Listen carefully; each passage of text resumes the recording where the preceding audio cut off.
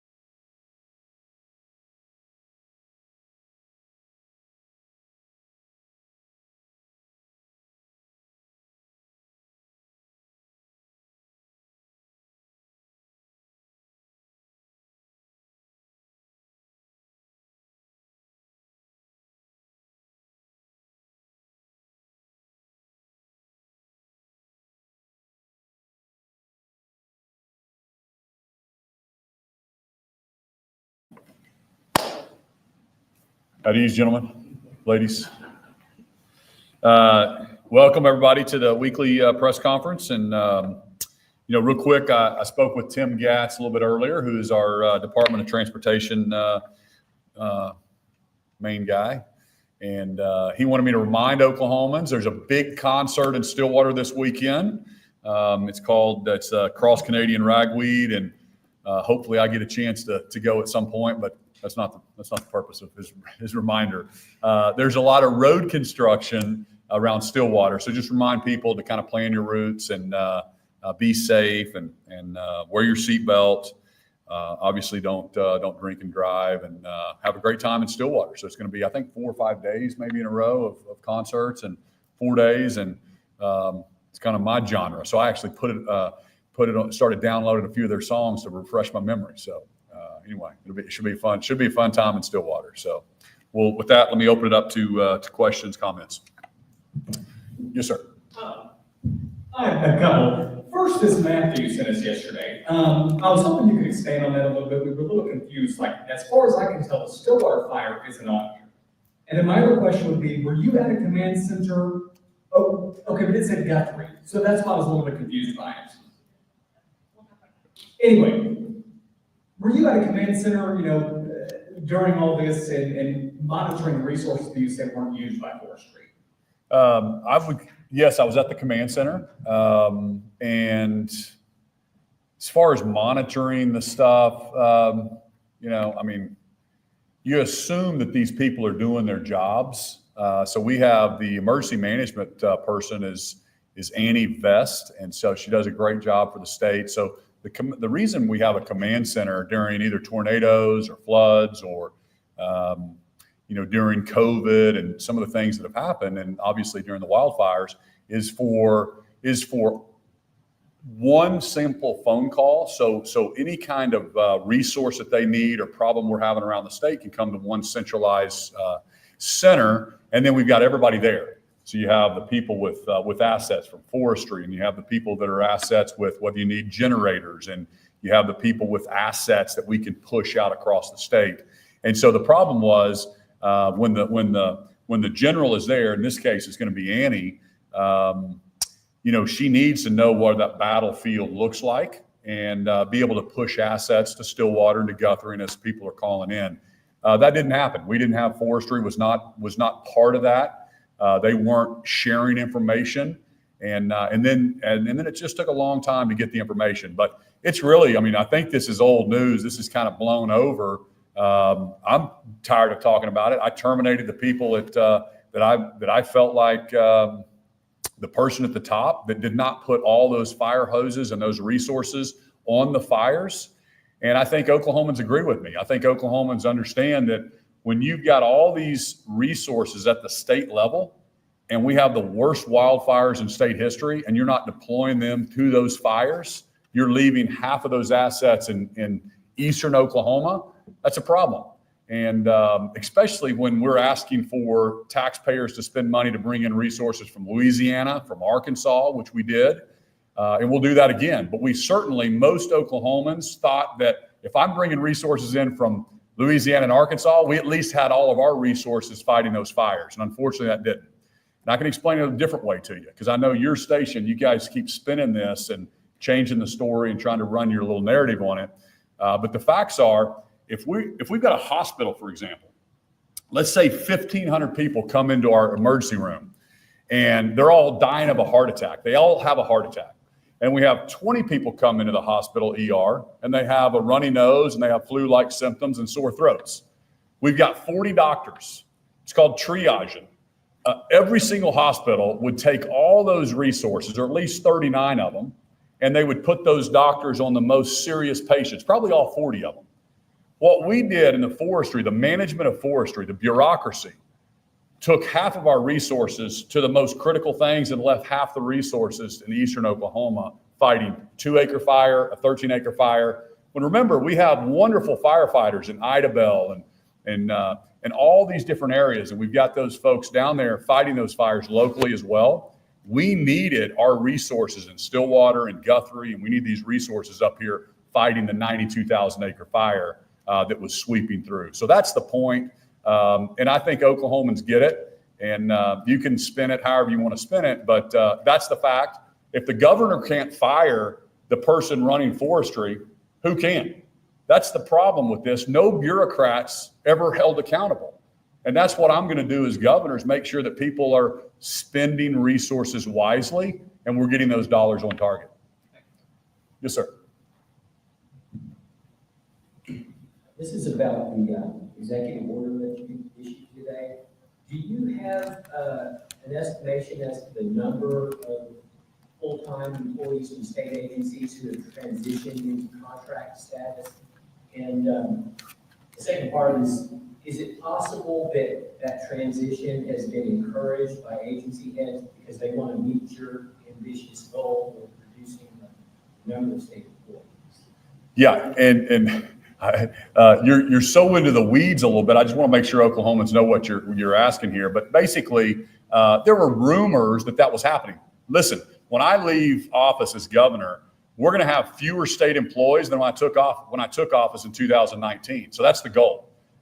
We believe in flat budgets. I'm not trying to grow government. We're going to have fewer state employees when I leave office. Okay. I've said it 100 times and I'll say it again, and I'll stand up and I'm screaming it to the cameras. We're going to have fewer employees.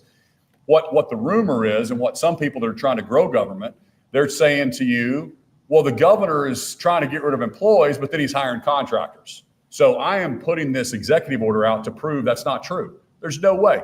If we're paying a contractor when we can have an employee do it better and quicker and more efficiently, I would absolutely say hire the employee, right? Keep the employee. We want to serve the taxpayer. The big picture here is let's be efficient with the dollars. Let's make sure the mission at hand, we're actually accomplishing it. So no, we're not getting rid of employees. Actually, the employee count is up right now. It's up probably 300 or 400 people since I took office in 2019. And so, yeah, I mean, my goal though is to be fewer, right? I think with technology and with efficiencies and with limited government, we should have fewer employees. We should be able to, through attrition, not hire back as many. So we're going to disprove that there aren't people running around signing new contracts up. And I think we'll be able to show that. So that's the purpose of that EO. Yes, sir. Hey, good afternoon, Governor. Thumbs down. I was going to ask you, so you're saying keeping This guy's got a great voice, doesn't he? He's like a voice for TV, radio, everything. I'm screaming right now. I apologize. So you say holding bureaucrats, keeping it in check, basically, because of the Forestry thing. You could have put in a burn ban. You could have done a public safety power shutdown. You knew about the dangers way in advance of that Friday. Why didn't you act? Why did you not take any blame at all for that? Yeah, well, I mean, ultimately the governor is responsible. That's why I'm taking action now. But yeah, you can play Monday morning quarterback on everybody.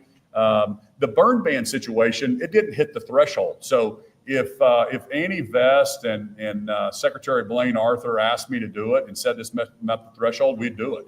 Counties also, county commissioners can issue burn bans without the governor's statewide burn ban. But that's the answer to that question. And then, yeah, listen, play Monday morning quarterback. I wish the wildfires wouldn't have started. And I don't think it's practical for the governor to say, hey, I'm going to turn off all electricity for the citizens of Oklahoma because there may be some high winds here in these areas. We're going to have wildfires, and I'm not mad that we had wildfires, right? We're going to have that. That's going to happen. But I think it's totally different if we had assets, and I don't know how anybody can argue with me. Maybe the media will argue with me, but I don't think Oklahomans will. If you have assets and they weren't deployed to these fires, that's the problem. And we're going to hold them accountable. And it's just as simple as that. Yes, sir. Yeah. Sorry about that. I had to wait for the microphone. We have heard a lot the last couple of days about students at Oklahoma University, international students, having their visas revoked. Aimed at OSU, Fort UCO, and several other universities. And kind of what do you know about that? And is the state working to maybe protect some of those students who could be student athletes, could be science, whatever, to help them along and maybe keep them here? Because I mean, they do pay full tuition in a lot of cases. Well, first off, I saw that report just like you. I think it came out today that they were revoked. Two things. Number one, the feds control those those work permits. And you've heard me in these press conferences. I think the governor should control more of the contracts to work to be able to give people more contracts to work, whether it's in construction or engineering or whatever, because we're closer to what our workforce needs in the state of Oklahoma. But that's not the way it works right now. So we don't really have any control. It's not like we can say, hey, don't revoke this visa. But I will say, I'm confident that President Trump is not revoking visas just to do that. They have there is either some kind of criminal activity. There is something that's happening with those visas that they say that's a danger to the United States of America. I totally trust President Trump that they're vetted those. And, and so this is 8 people out of, I don't know how many visas, education visas we have here, but more will come out, but we did not get a heads up. We don't know exactly what those revocations were, but, visas, that's a privilege to go to school here in the U.S. And we see it on the TV. We see these crazies doing some kind of crazy protests and anti-Semitism, and we see some crazy stuff from other universities and people getting out of line and vandalism. And so, yeah, I think the American people are like applauding President Trump, saying, yeah, let's make sure that people that love our country, that people are here and we're giving them an education, and which I think is great. I mean, I'm for that. I'm for bringing in the best and brightest, as long as you're going to follow our laws and you're going to chase the American dream and you're going to be part of our society. If you're going to be knuckleheads and criminals, me and every Oklahoman, at least the Oklahomans I know, want those people out of our state and out of our country. Yes, ma'am.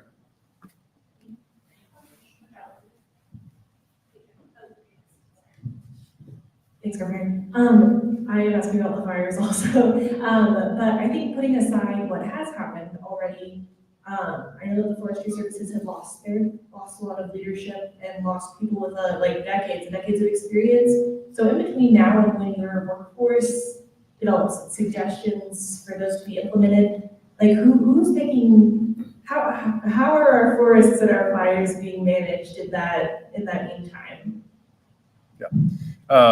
So I don't know specifically what Blaine Arthur has there, but I think she'll choose an interim director to come in, someone with maybe a retired firefighter or somebody like that to come in and give a fresh set of eyes to that agency. But the sun is coming up tomorrow, right? Without holding someone accountable, life goes on.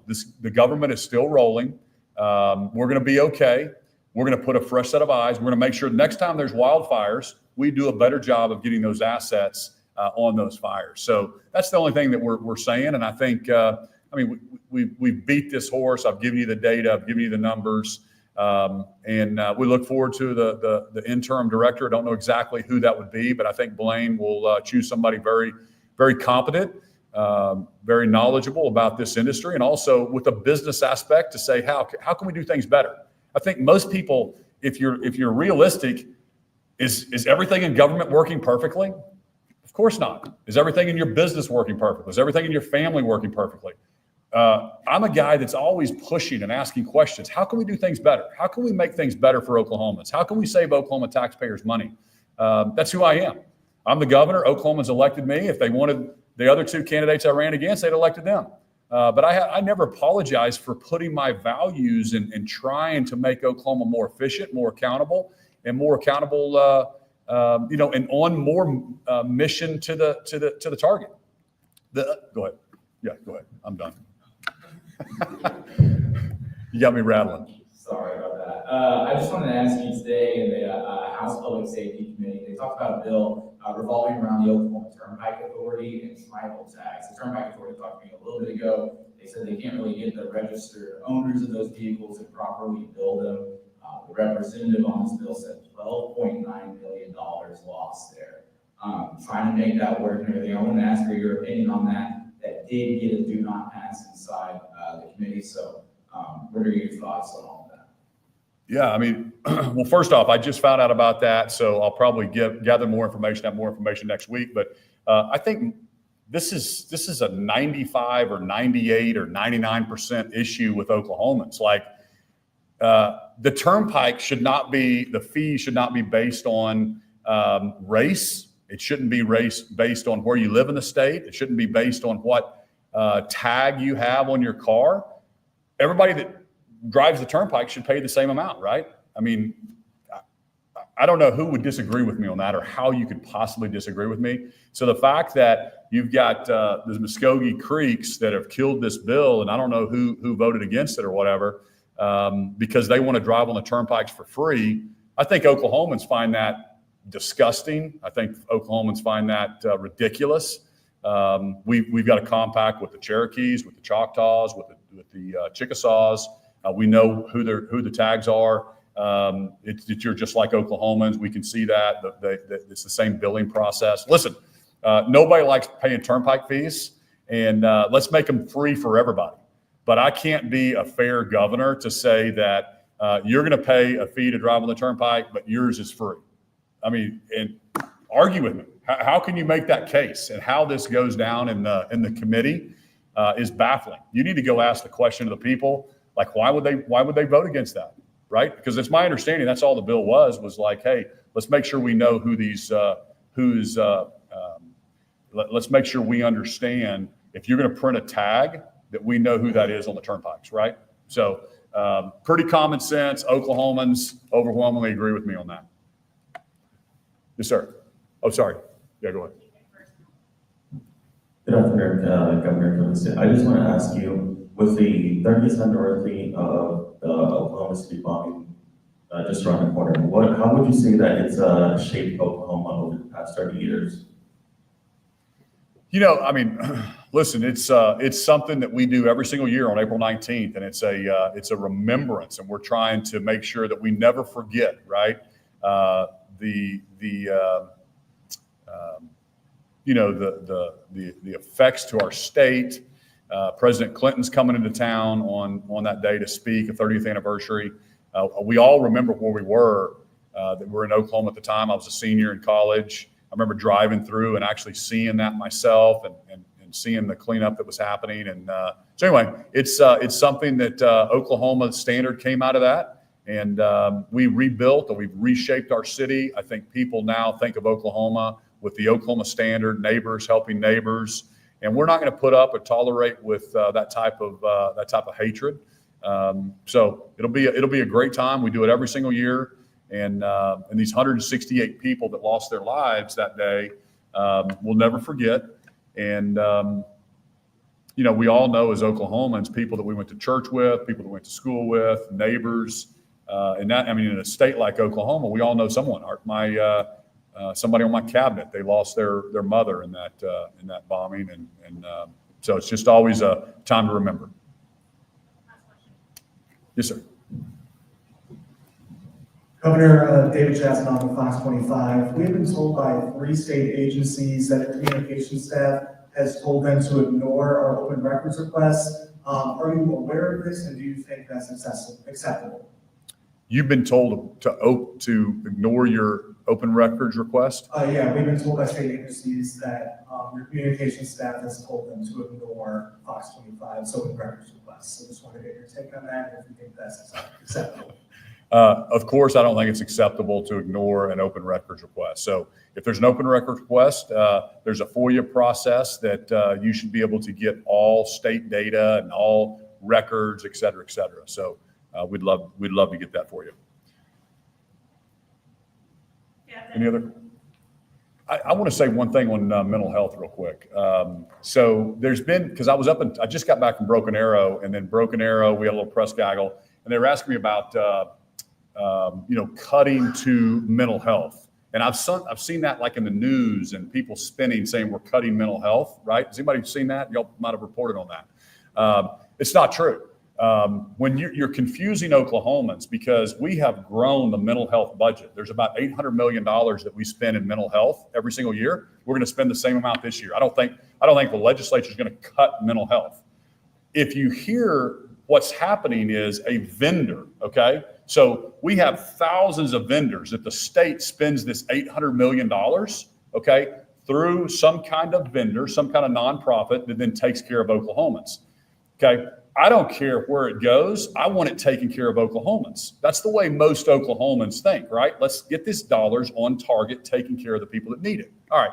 We have some nonprofits that their CEOs make 1.3 million, that their COOs make 1.1 million. So we're asking questions. We're holding people accountable.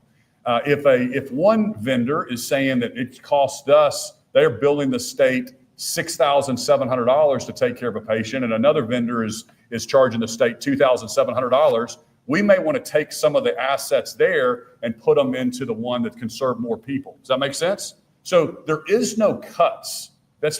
So you're confusing Oklahomans if you say they're cutting mental health. They may be changing from this bad contract and redirecting those funds over there so we can actually get those on target to take care of more of Oklahomans. But that's what I don't understand why you try to confuse Oklahomans on that, because you scare people. What happens is the bureaucracy takes care of itself. And when you're cutting some vendor that makes this much money, of course, they're going to run to the media and they're going to start spinning and saying, hey, we're being cut. They're cutting, people are going to die. They're cutting services. That's not true. The money is the exact same amount. We're actually trying to get that money on target, all right, and more efficiently. So just tell the whole story and then say, hey, no, we like this vendor. Don't cut this vendor. That's fine. But don't confuse Oklahomans. Make sure you dig in to know it before you say that. Is it, and you might just not like me, that's fine. But is this really a good vendor? Or maybe the people are actually looking into it, knowing that we need to move some of these contracts around to promote this one or this one or this one, so we can actually serve more of Oklahomans. We'll take a question about it? Yeah. Sure. So fast. I'll go fast. Hey.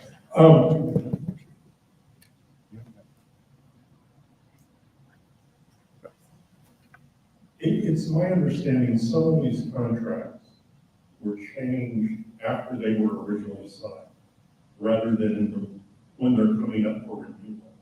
Is that not the case? They're changed. Say that again. So the contract was signed 3 months ago, and now they're changing the terms of that contract for the remainder of it for the next 9 months.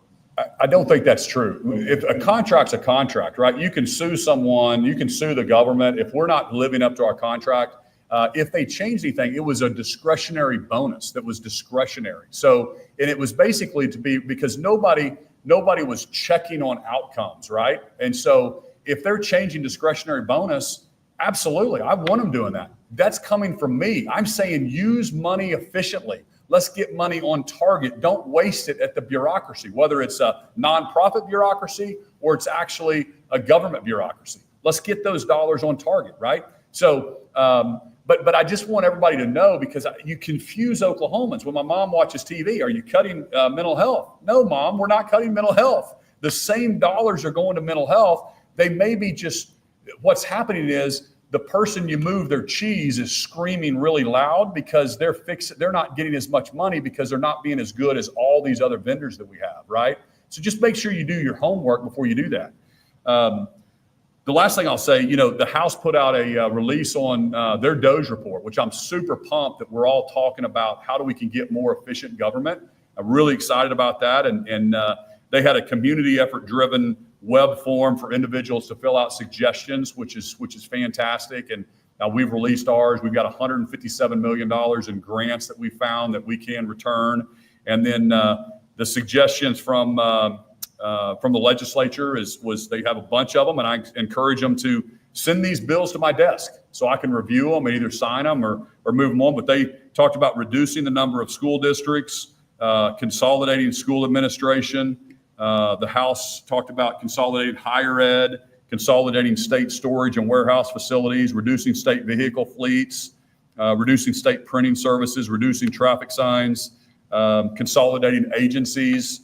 So all good ideas. We should look at those. And so I'm so excited that the legislature, House specifically, I think this was a House report, they're starting to talk about that and talking about those things. So get those bills to my desk and we'll get them across the finish line. Thanks, everybody.